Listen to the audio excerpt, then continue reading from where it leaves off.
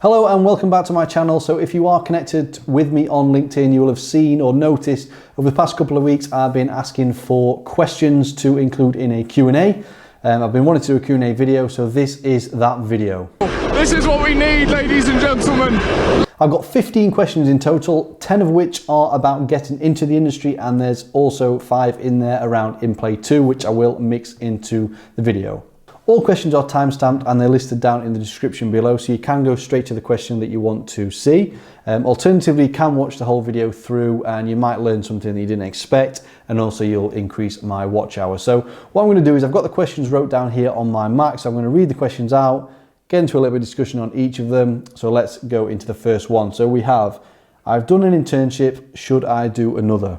Okay, so this is a great question. I've actually got a video coming out either next week or the week after solely on internship. So obviously it's a big debate within the industry. So the main focus on that video, which is already recorded, is to effectively take ownership of your internship. So don't just go in there and do the minimum in terms of what they're set out to, for you to do. So I would say go in there with skills that you want to learn. Make sure you're going in there with a plan and you're coming out with the knowledge that you want. So should you do another one? That's all, dependent on your circumstances. So is it local? Are you having to travel there? Are you getting expenses? Are you getting paid anything? Sometimes you have to do things you don't want to do in terms of getting to the point in your career where you want to. Now, obviously paid work would be better. I wouldn't do another one for the sake of it, in terms of if it's a step down and you're just doing the same things as you did last year. To me, that's pointless. You'd be better off spent learning in your own time in terms of picking up skills you've not already got. So maybe you want to learn how to use Tableau or how to use data. Learn that in your own time, do a course. That's probably going to be more beneficial than just doing the same thing over and over again, in my opinion. So it is dependent on your circumstances, I would say.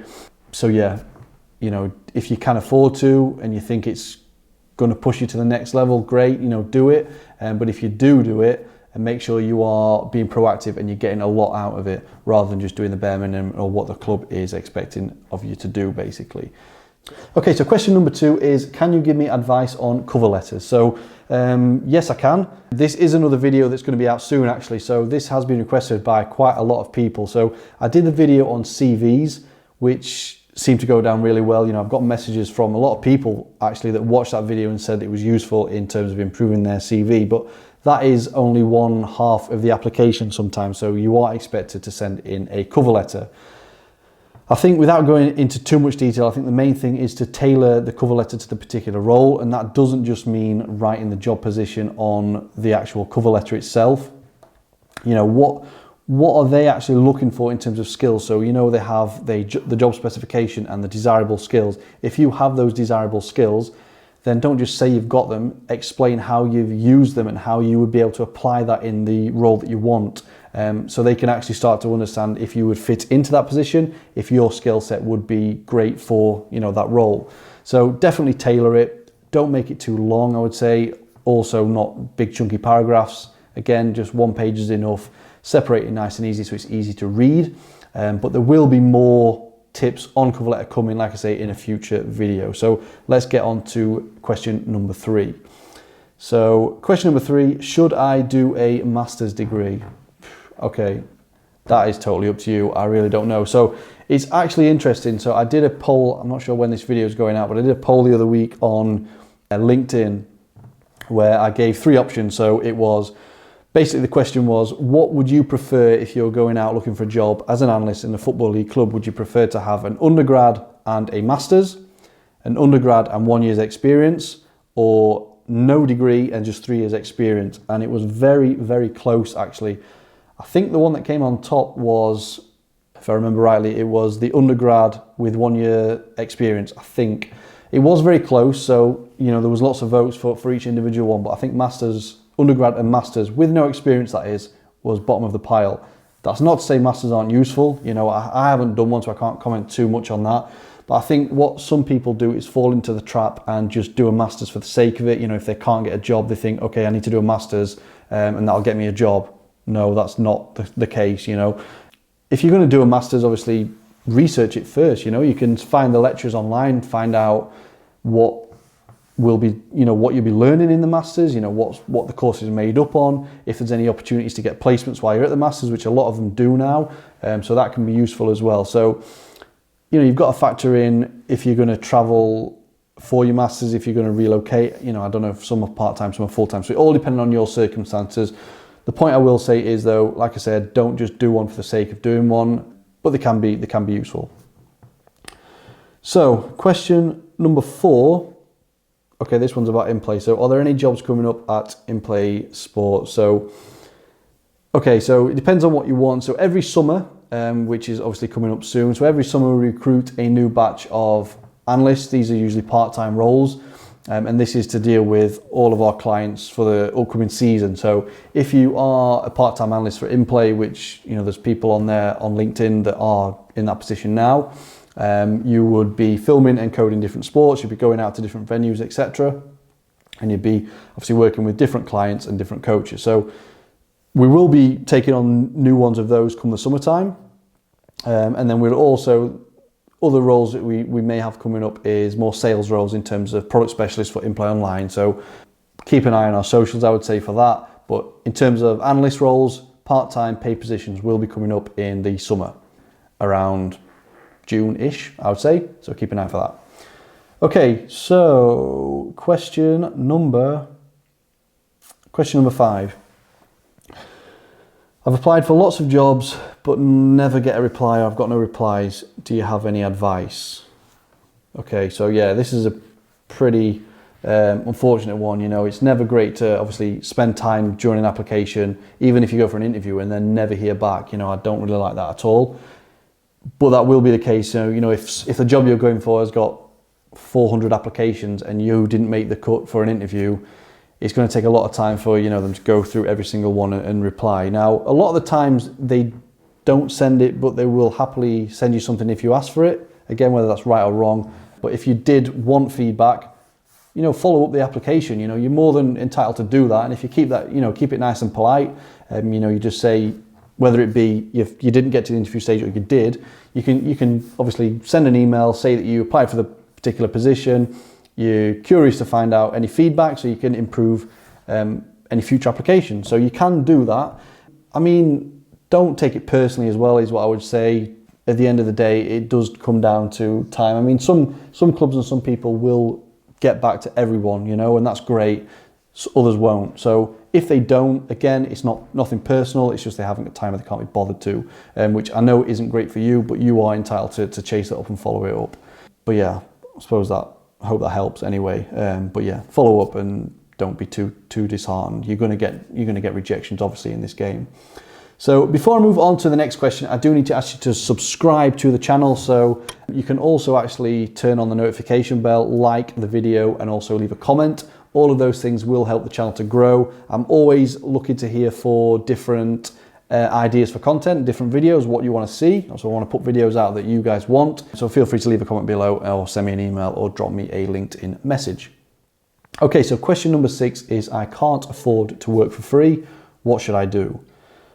Okay, so this is a tough one. So probably, if you can't afford to work for free, probably don't work for free. This is mentioned in the video, like I said, I've got coming out on internships and unpaid work. So, some people are at different stages in their life with families. They might live in a certain place where there's no clubs close to them, so travel commitments, and not everyone can afford to simply give up their time and not get paid in return. So I totally get that, and that's 100% the truth. So if you can't afford to do it, then simply you can't do it. I mean, maybe you could focus more on doing something more for yourself. So rather than volunteering at a club unpaid, could you not then, rather than do that, almost create a bit of a profile for yourself online in terms of just do it in your own time, do things in your own time at home, so you can create projects and create a portfolio, which I have mentioned in other videos again. Now that can be just as useful. You can learn from a community of people online as well. So you don't have to, it's not always the be all and end all to be included in a club. So yeah, I would say maybe just look outside of the clubs. Obviously the goal is to get a paid job, but I think if you can't physically afford to do unpaid work, then you shouldn't do it. But if you do still want to work in the industry, then you've got to find ways around it. So build a portfolio, that way it's a bit more flexible. You can do it in your own time at home. and just put content out, connect with others, and hopefully something will come your way if you are putting the work in. Okay, so question number 7 is, I'd like to get started in data analytics and I'm not sure where to start. Okay, great question. So again, another video which is coming soon. So I've done a video dedicated just for this. So it's very much becoming more and more popular within football clubs. You're seeing more clubs advertise for these types of roles, which they didn't really exist when I was, when I was starting out in the industry 10 years or so ago. So it is a hot kind of topic in terms of it's a new role. I think if you've got the skills to be able to do it, it's great because you're much more valuable to the club. And if you're more valuable, you can obviously then find yourself in a better position and also be better compensated. So if you'd like to get started, you're not sure where to start. I mean, I think from my perspective is there's lots of people on social media that just do this, and that's how they started as well. So connect with others on LinkedIn. So use the LinkedIn video I did the other day in terms of join groups on there, follow hashtags, put your own stuff out there. Yeah, it might not be great to start with, but you've got to start somewhere. So I would say do that. There's courses online, there's YouTube videos which teach you how to do things, and don't be afraid to put your work out, and if it's not perfect, don't just do it, put it out there, get feedback, improve upon it. So yeah, I'd definitely say there's online courses you can do, there's free YouTube videos you can do, and just kind of basically converse with other people that are doing the same thing, learn together, and you'll learn a lot quicker that way. Okay, so question number 8 is another one linked to in-play sports. So we have got here, how did you start in-play? So that's a great question. So this could be a video on its own, but I'll give you the short version. So as I mentioned before, I do come from an analysis background, and my co-founder Scott also does. He also has a bit more of a coaching background than me as well. So we effectively went to uni, we did sports sciencey, sports analysis degrees, came out of uni looking for jobs. Obviously, it's a difficult market now as it was then.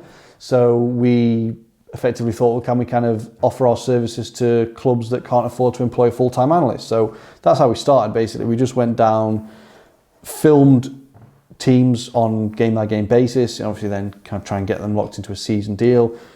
We filmed games, we coded games, we did tournaments, we did highlights videos, we did all of that sort of stuff. And then we just kind of just did it until we had enough to kind of then say, right, we need someone else to come in and help us because we've got too many games. And then we just kind of did that and grown our filming base, filming clients and coding clients. And at that time we had no software. We had no, in-play online didn't exist back then. So then from there that was the next logical step. So we created the software, which is obviously still going now. And that obviously it got to a point when that was made that overtook our filming revenue, so to speak. So obviously we went from a film and analysis company, and we still obviously do the filming, but we're now more of a software company, as that's our main bread and butter in terms of what we offer. So yeah, it was started just after university by myself and Scott. I think we started with about 200 quid so we could buy a laptop basically. And the first camera that we had, we actually borrowed. So I'm going to do a video on that actually in the early days. But yeah, it was really, really funny that we were filming sports and we didn't have a camera. So there's no excuses. Okay, so question number 9 is, I take a strong interest in analysis, but predominantly I'm a coach. Will you be speaking to or interviewing any coach guests? And also, will you make the videos available on Spotify? Okay, so yes and yes, basically. So the videos that I've got on my channel so far in terms of the industry chat, so those interview videos that he's referring to, I want to do more and more of them. I want to actually that's where I want the channel to go to. So, and I don't just want it to be analysts. So I want to get people on there from a range of different roles within sports. So you mentioned their coaches, definitely. So first team coaches, academy coaches, set piece coaches, goalkeeper coaches, you name it. So I want to get people on there, not just analysis, not just football as well. I want to get different sports on there. So yeah, I want to get a big mixed bag. And then will it be on Spotify? Yes, it probably will. A few people have asked that actually, because I did a poll on that actually for that reason, as to where people watch their podcasts and how they consume podcasts. Spotify came out on top. So yeah, why not? I can rip the audio and pop it on there so you will be able to listen to it on there as well. So hopefully that answers the question. Okay, so question number 10 is, what do you do day to day? Okay, great question. So I could actually do a video on this, and I might do in terms of a day in the life, in terms of what I'm doing when I come to work and all that sort of stuff. So it is different. Every day can be different, and it also depends on what time of the year it is in terms of the seasons. So I do a lot of sales in my role. So I will be, demoing the in-play online software to new clubs. I'll be working with existing clients. I'll be working with our developers in terms of, creating new features on the actual software itself, maintaining that. And then anything else that comes with running a business. I mean, I'm looking at finances, I'm looking at targets for the next year, I'm looking at managing the analysis staff in terms of, are they organised where they need to be in terms of going to games and stuff. So real mixed bag. Yeah, that's, I do a lot of different things basically. Okay, so question number 11 is, what are the best analysis books to read? So great question. I love to read, whether it be analysis books or anything really. So I've linked the books down below. I've read all of those books down below, so they are great books. I would say they're a good starting point to go for. But then I'd also say is, don't just limit, if you want to learn about things and different skills, don't just limit it to analysis books. So you've got coaching books, for example, you've got self-improvement books, which you can learn a lot from to apply to your particular role. But there's some books linked down below that are actually linked to analysis. So check those out. But obviously, feel free, if you're watching this and you've read a really good book recently on analysis or coaching, leave a comment below so other people can see it, and we can check it out too. Okay, so question number 12, have you done a master's degree?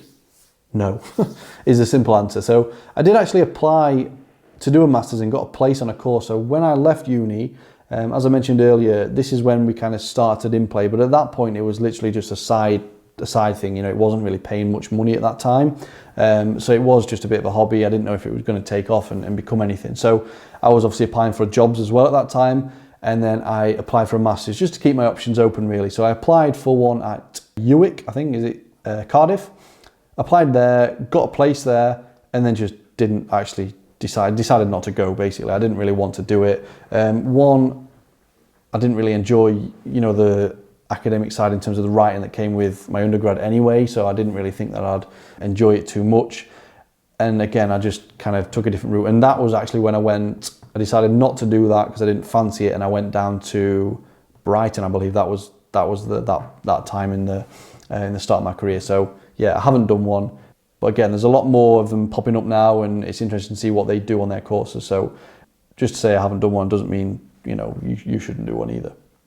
Okay, so question number 13. So I'm looking at niching down into goalkeeper analysis. Do you think this would be a good idea? Yeah, I mean, I don't see why not. I suppose it depends. It depends at what stage you're at in your career. I don't know other than what you've put there. So are you a student? Are you currently in a club? Are you neither? I really don't know. That would probably play a part. But I do actually like the idea of niching down and almost becoming an expert in that particular field. So I've spoken about this loads of times, there's thousands of people graduating every single year that want to work in analysis. So you have to differentiate yourself from those people. What makes you better than those? Now, I'm not saying obviously just forget about all the basic skills and just do goalkeeper analysis, but if you can do all them to a reasonable standard and you're an expert on goalkeeper analysis, you've studied those, you've done different projects on them, you've got a portfolio that highlights all the things, and then you can then get that across to clubs when you're going for jobs. So you can literally say, this is how I can benefit your team. I'm an expert in goalkeeper analysis. This is what I've done, and this is what I can do for you guys. I think that would be really good. So, I do like the idea of that. But again, it comes down to popping content out there and just being known for that, because I don't think that can do you any harm at all.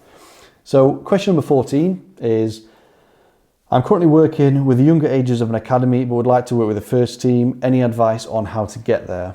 Okay, so that's a good question. So, a lot of people that I know now that are first team analysts did start with, in academy roles. And I think obviously it's there's more academy teams than first teams. So there's obviously more academy analysts than first team analysts. So it's the kind of where most people start. If you're wanting to make that step up, then to me, you've just got to ask for the opportunity. If you're in a club working at academy, can you on some of your evenings go to an evening game with the first team, for example? Just ask to spend some time with the first team analyst, try and soak up what he's doing, how that differs to your role. If you're helping him out, he will offer you, more opportunities. So I would do that. And then if you're then looking to move to a different club from academy to first team, you can at least pop those things on your CV and your cover letter. So yes, you're coming from an academy role, but you have spent time with the first team, so you know what it's about. So yeah, just literally ask for opportunities, basically. Yeah, I mean, it's as simple as that in my opinion. Okay, so question number 15 is, which do you prefer, opposition or recruitment analysis? So if you watch my previous videos, you will know that I have done both. I actually did both just at Brighton. So I spent the first half of the season in recruitment analysis, did that for around, well, 6 months. It was basically a year. I was there for a year, I did half and half. So recruitment analysis for the first bit, and then first team, it was but solely opposition analysis for the second half. Which do I prefer? I mean, personally, I think I prefer the recruitment stuff, actually. Don't get me wrong, I really like first team and opposition stuff. I liked watching the opposition and trying to find out and figure out ways in which your team could basically beat them, and how you can kind of go up against their traits. So I did really enjoy that. That would have involved me watching, you know, 3 to 5 games of the opponent before we played them. We would create reports, we would have videos, so the players knew who they were coming up against. So I did enjoy that, but I think the recruitment side was just more interesting for me. So I like doing research. So, you know, you could research different leagues, you could focus on, you were watching players from around the world, you were doing little projects as well, you were learning about different rules in terms of players coming from different countries, etc. So you were then working more with the scouting department as well. So we'd create these dossiers for potential new signings. We'd have to research that player. We'd have to, you know, clip them out and put a presentation together for the chief scout and the manager. So that was really interesting, and I liked working with all the stats that came with that as well. So just kind of filtering out players with, you know, in different positions for different criteria. So yeah, I would say maybe recruitment edges it a little bit, but you know, both are great. You know, I really enjoyed both. And actually, I do encourage you to try. You know, you don't have to just focus on one. Try both. You know, you don't know what you don't know effectively. So if you're in first team analysis and you want to give recruitment a try, you might actually like that better. So be open to trying new things, I would say. That is all the questions done. So I will probably do another similar video further down the line. So if there's any questions that I've not gone over that you want to ask, leave them below. Again, drop me an email or send me a LinkedIn message. But thanks again for watching. Have a great day. And please do check out the other videos linked in the description below.